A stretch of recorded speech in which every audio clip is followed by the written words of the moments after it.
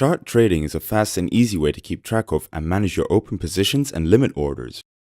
To use chart trading, you need to first make sure that positions and orders are selected from the chart view options. When you open a market order, the position line for that order will appear at your entry rate on the corresponding symbol's chart. Hovering over or clicking on the line will show you additional information for the position. The first number you'll see shows you the volume amount you're trading, and the arrow tells you whether the order is a buy or sell order. Next, you'll see the current profit or loss for the position in pips, and next to that, the profit or loss in your base currency. The TP and SL bars that you see directly above and below the position line are your stop loss and take profit.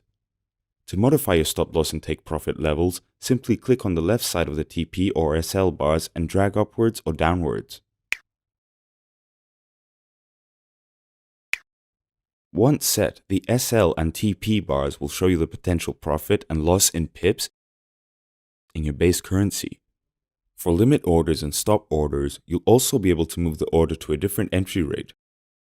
So we can move this line down from its original position to open at a new price. You'll notice that moving your mouse away also hides most of the information on the position line. To keep this information showing, just click once on the line and the information will still be apparent even after moving your mouse away. Clicking on or hovering over the line will also highlight the corresponding position in TradeWatch. This also works the other way around, so moving your mouse over a position in TradeWatch also highlights the corresponding line in the charts. To close a position or limit order from the charts, just click on the X on the position or order line.